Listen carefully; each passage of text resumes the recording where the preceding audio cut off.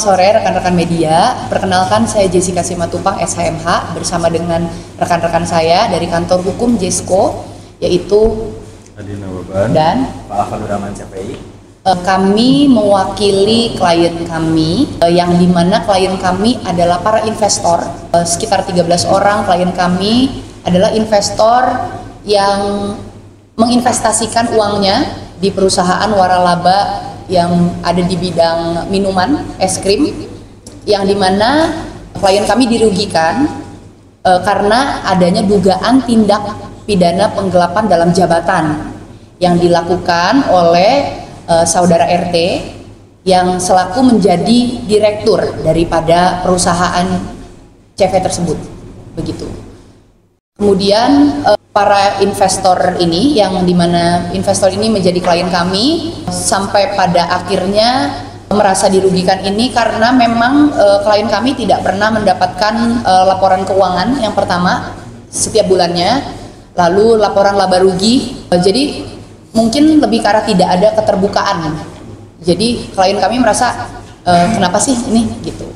Sehingga pada bulan November kami membuat LP, mendampingi untuk membuat LP terkait adanya dugaan tindak pidana penggelapan dalam jabatan ini. Buatan LP ini berarti LP yang sekarang LP yang kedua kali ya? Pemanggilan yang kedua kali. Pemanggilan tersangka. Ya? Pemanggilan iya. Jadi LP ini sudah berjalan dan awalnya terlapor, saat itu masih terlapor, memenuhi panggilan untuk hadir dalam BAP, dalam BAI, memenuhi panggilan. Namun pada saat ini sudah ditetapkan menjadi tersangka pada tanggal 17 Februari 2024. Kemudian pada saat penetapan tersangka ini beliau mangkir 2 kali setelah mendapatkan panggilan dari kepolisian. Dari nilai kerugian yang diderita oleh klien dari Ibu Jessica berapa, Bu? Kita ratusan juta, sekitar ratusan juta.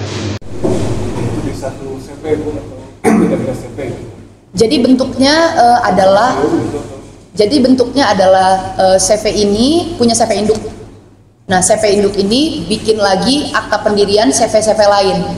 Sebanyak outlet dan gerai toko yang memang investor ini, yang klien kami ini menanamkan dananya dalam toko tersebut. Nah, diikatnya dengan perjanjian. Jadi satu CV, satu perjanjian. Satu CV, satu perjanjian.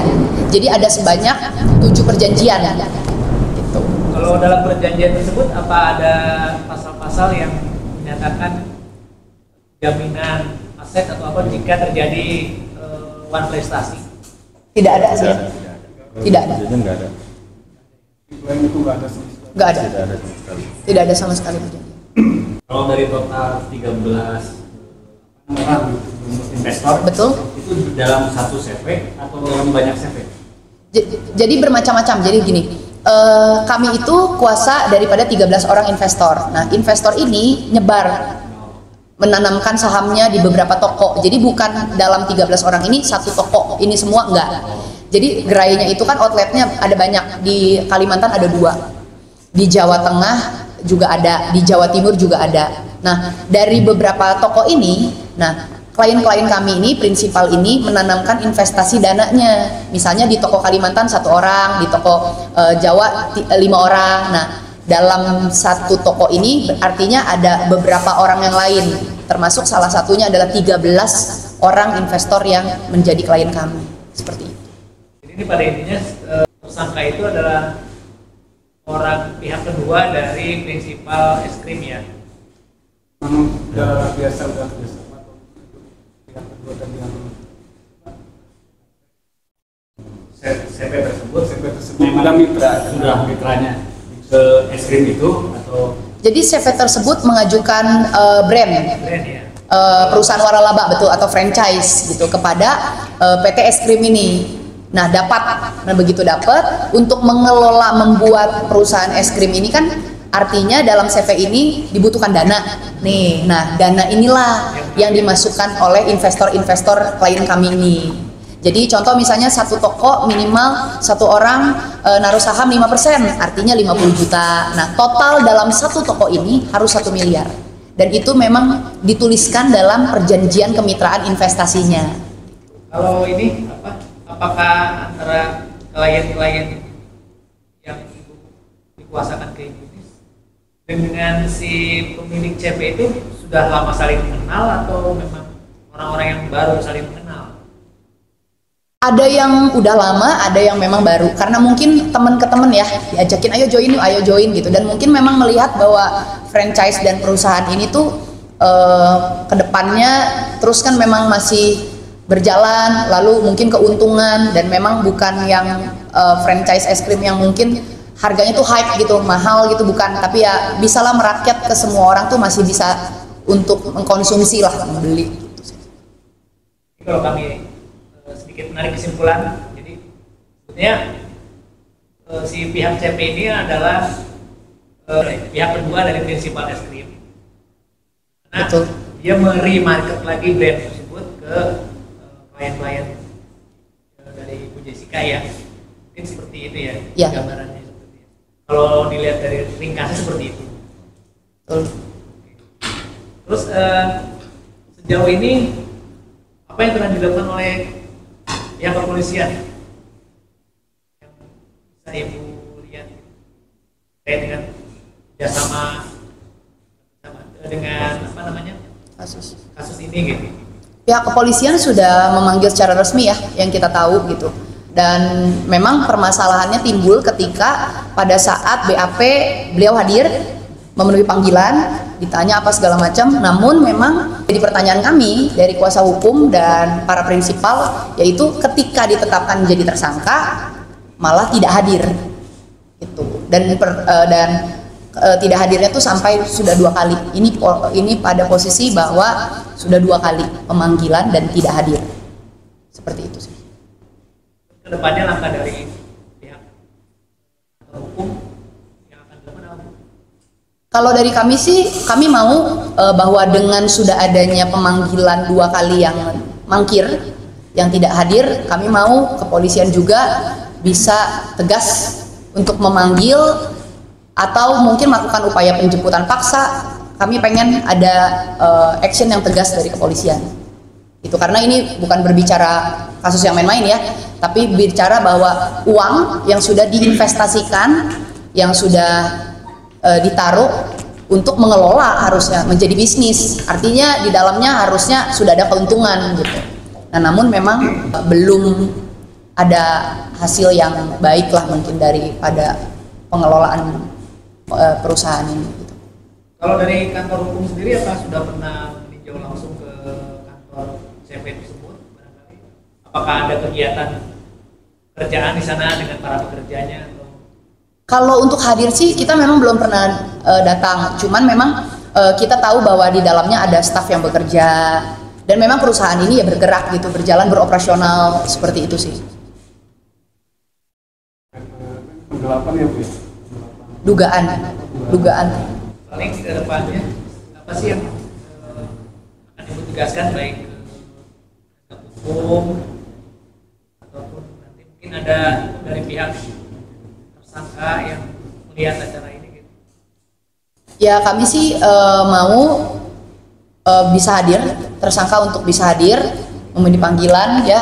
Jadi bertanggung jawab kepada klien-klien kami atas apa yang memang sudah terjadi sampai hari ini ya. Yang artinya bahwa ketika ditetapkan tersangka sudah ada minimal 2 alat bukti yang membuktikan bahwa memang sudah adanya hal yang dia lakukan untuk menuju kepada proses dugaan tindak pidana penggelapan ini.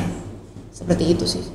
Kalau boleh tahu kapan laporan pertama kali dilakukan pihak kuasa hukum ke kepolisian? Kami mendampingi LP itu di bulan November 2023. Terus panggilan keduanya nih? Panggilan? Ya maksudnya laporan keduanya apa? Oh enggak, kita sekali saja. Sekali. Panggilan keduanya kapan terakhir? Panggilan kedua penetapan tersangka? Setahu kami kemarin. Mungkin untuk sekedar menginformasikan bahwa terkait dividen juga kita pernah bahas kepada tersangka ini bahwa kami selaku investor saat itu pernah menyurati karena kan perusahaan ini artinya harus ada keuntungan ya setiap bulan gitu kan sesuai dengan pembagian saham yang memang para investor punya gitu. Nah, kami pernah suratin dengan baik-baik saat itu untuk memperingatkan bahwa mana nih dividen daripada para klien kami. Itu karena laporan itu laporan tahu sudah. sesudah laporan. Karena kami tunggu, karena memang yang namanya dividen ini kan per bulan ya. Memang hak daripada para investor untuk mendapatkan dividen gitu. Nah, sesuai dengan perjanjian, betul. Dan memang dari perjanjian tersebut pun ada tertera tanggal dividen nih harus masuk tiap tanggal 15 gitu. Nah, karena waktu itu sekali, 2 kali kita nggak langsung suratin. Karena kita pikir oh yaudah mungkin namanya toko pasti kan ada, kadang ada untung ada rugi gitu. Tapi akhirnya sudah sampai masuk hampir 3 bulan dari semenjak Oktober.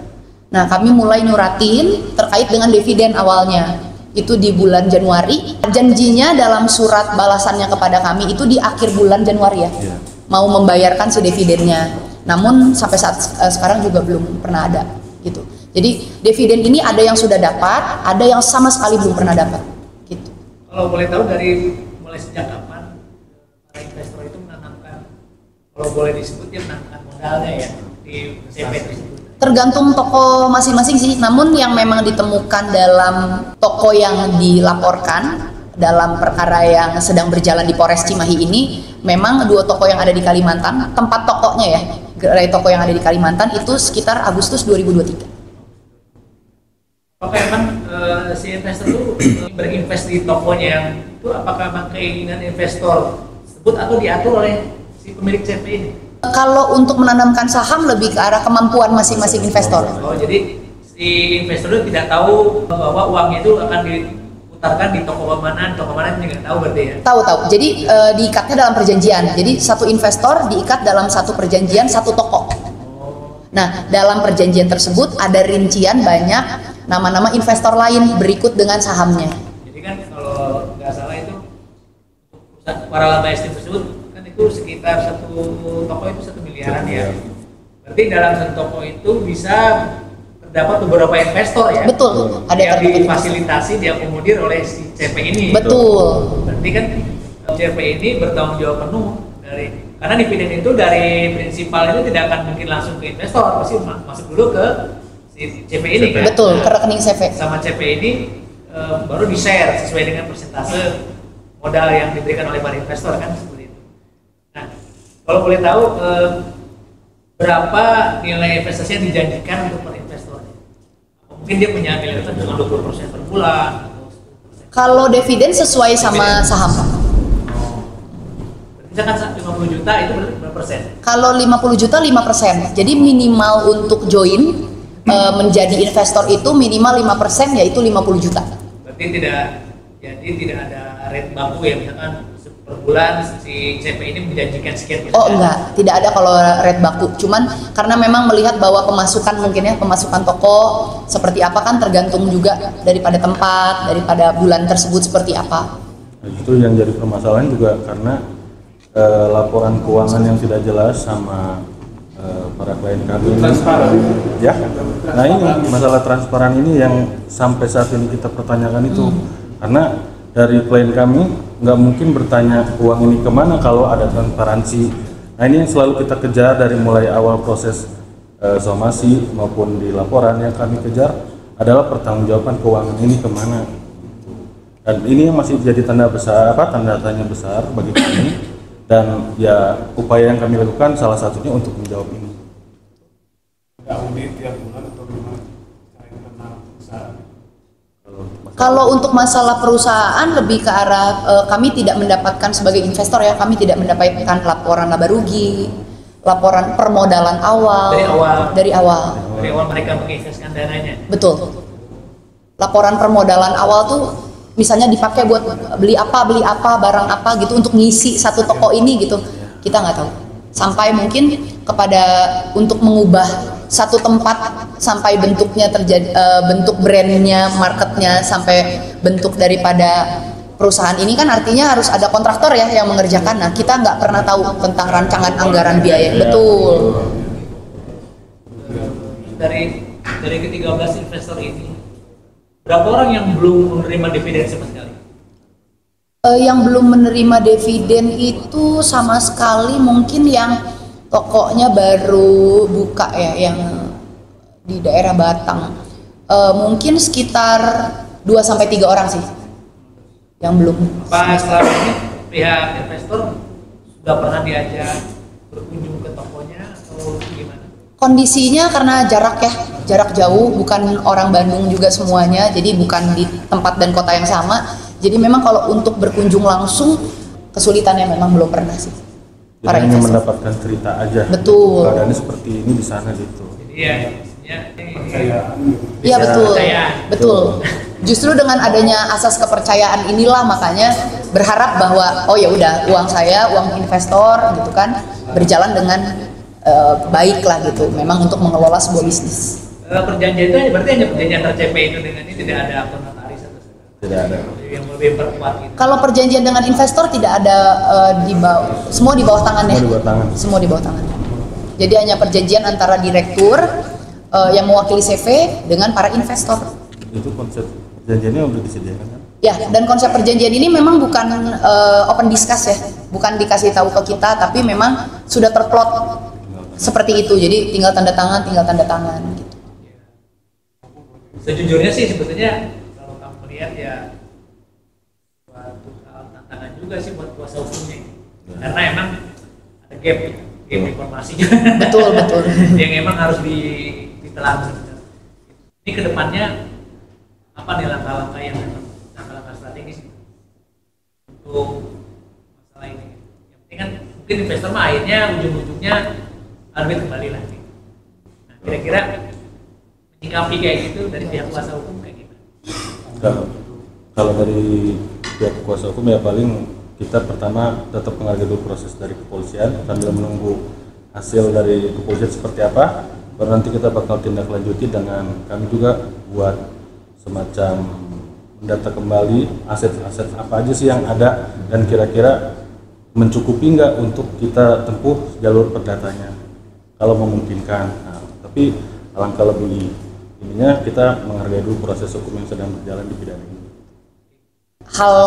Pada sore hari ini yang bisa kami sampaikan kiranya menjadi sebuah kebenaran yang memang terjadi pada klien kami sebagai investor. Kami harap bahwa permasalahan ini, kasus ini agar bisa cepat selesai dan semuanya terang dan terbuka agar semua pihak investor juga yang sudah dirugikan juga mungkin lebih merasa aman dan tenang lah bahwa kasus ini memang ditangani dengan baik dan sesuai dengan proseduralnya, seperti itu. Terima kasih.